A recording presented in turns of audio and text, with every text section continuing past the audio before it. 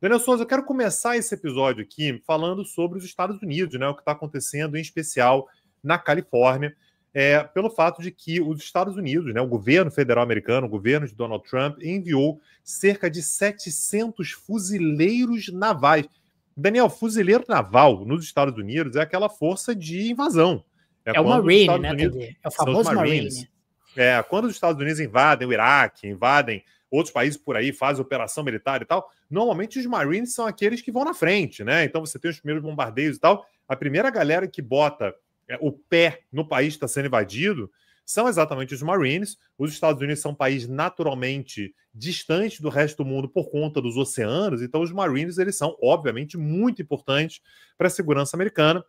E Donald Trump mandou 700 fuzileiros navais para Los Angeles sob ordem do presidente Donald Trump. Uma coisa que é importante deixar como contexto, Daniel, é que o Trump sempre quis fazer isso. Ele sempre gostou muito dessa ideia de fazer uma intervenção federal em locais onde você tem o que ele chama de distúrbios, onde você tem bagunça e tal.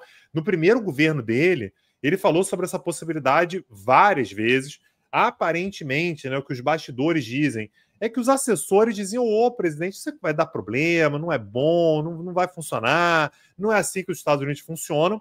Mas agora, Daniel, a gente já falou sobre isso várias vezes, o Donald Trump do segundo mandato não é o Donald Trump do primeiro, ele tem muito mais autonomia, muito mais força, ele é um cara mais poderoso de fato, e, portanto, no momento em que as manifestações na Califórnia, que é um estado democrata, começaram a incomodar o presidente norte-americano, ele disse que ia fazer e entrou em confronto com o governador da Califórnia, o Gavin Newsom, e finalmente mandou 700 fuzileiros navais.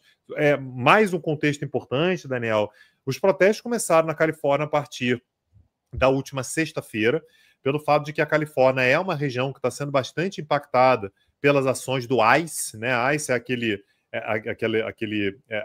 órgão federal que lida exatamente com questões relacionadas à migração, e na sexta-feira 44 pessoas foram presas, né? Enfim, acusadas ali de serem indocumentadas, de estarem irregulares, possivelmente para serem inclusive deportadas. Isso levou, portanto, a manifestações que no início, Daniel, eram manifestações que eram pacíficas, né? Você tinha muita gente nas ruas ali com bandeiras de países latinos, em especial do México. Em algumas regiões você teve confrontos com autoridades locais, mas principalmente, Daniel, os manifestantes acabaram cercando prédios federais, por exemplo, do ICE, né? Por exemplo, desse órgão federal que lida com questões relacionadas à migração. Donald Trump encontrou nisso, portanto, uma chance para fazer uma intervenção, para se colocar ali como alguém que não tolera a ordem, que vai lidar com essa galera, que usa bandeiras estrangeiras, né, de forma indevida, e mandou, portanto, esses 700 fuzileiros navais, além também, Daniel, esse aqui é um ponto muito importante, de 4.000 soldados da Guarda Nacional. Eu acho importante, Daniel, a gente saber o que é a Guarda Nacional. A Guarda Nacional ela é composta por forças militares estaduais, tá? E a maior parte dos soldados da Guarda Nacional são soldados que atuam em meio período. Ou seja, esse cara, Daniel, ele tem um emprego civil e ele tem meio período no qual ele atua na Guarda Nacional.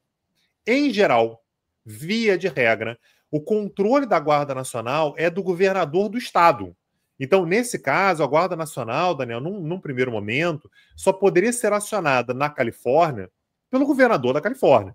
Normalmente é utilizado para catástrofe natural, né? Você tem ali uma função de defesa civil, distúrbios e tal. Normalmente é o governador da Califórnia que utiliza. Porém, existe sim a previsão de que, caso o presidente considere que há necessidade, que pode acontecer, isso aconteceu em 1965, isso aconteceu em 1992, né, quando a gente teve manifestações muito grandes por conta da absolvição de policiais que mataram um cidadão negro na Califórnia. O governo federal ele pode federalizar a Guarda Nacional. E foi exatamente o que fez Donald Trump. Então, nesse momento, nós temos 4.000 soldados da Guarda Nacional, além de 700 fuzileiros em prontidão na Califórnia. A princípio, Daniel, nem os fuzileiros navais, nem a Guarda Nacional tem poder de prender quem quer que seja, né? Isso quem pode fazer é a polícia estadual, mas estão ali para cercar principalmente prédios civis.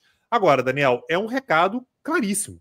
O que Donald Trump está dizendo é: eu que vou determinar quando é que a força vai ser utilizada, se tiver manifestações desse tipo que me desagradem, eu vou utilizar, eu vou federalizar guardas nacionais em qualquer lugar que seja, com custo, Daniel, que está estimado em 134 milhões de dólares, não é pouco dinheiro, é uma grana que está sendo utilizada como uma demonstração de força.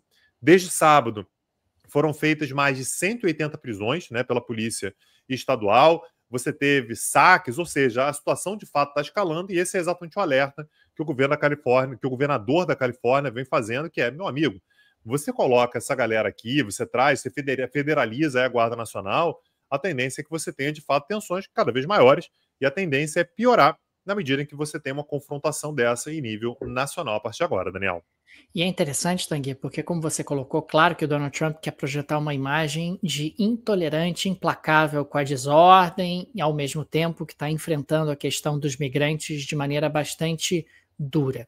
Mas um outro aspecto que me parece importante de ser destacado: o Trump está tentando desmoralizar o governador da Califórnia, né? Ele está tentando desmoralizar o Gavin Newsom, porque é uma forma, inclusive, de aumentar o poder do Trump. O Trump tem esse modus operandi, quer dizer, ele entra no modo bélico contra todas as instituições e todas as pessoas que, de alguma maneira, servem como contrapeso ao poder dele.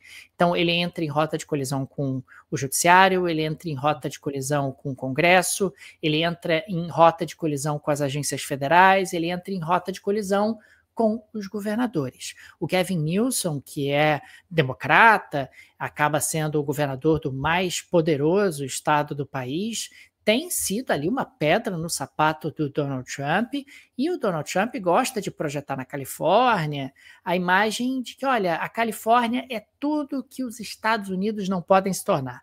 A Califórnia não pode os Estados Unidos não podem se tornar essa Califórnia liberal, essa Califórnia muito preocupada com questões ambientais, essa Califórnia que não tem nenhum tipo de cuidado com a moral, os bons costumes americanos, que acaba sendo o paraíso dos imigrantes, dos invasores no território americano, e por isso é o Donald Trump, uma vez mais, tentando alargar o seu poder, tensionando o seu relacionamento com as instituições, o que acaba sendo algo contrário a tudo o que os Estados Unidos sempre foram. Esse é sempre um aspecto que me chama demais a atenção. O Donald Trump é alguém que tensiona as instituições americanas que trouxeram os Estados Unidos até aqui, que fizeram dos Estados Unidos os Estados Unidos. O Donald Trump tem ali realmente uma vocação, ou pelo menos um desejo de se tornar meio que um autocrata, alguém que tem poderes ilimitados, e sempre sob o argumento de que pode enfrentar o establishment dos diferentes organismos que existem na República Americana.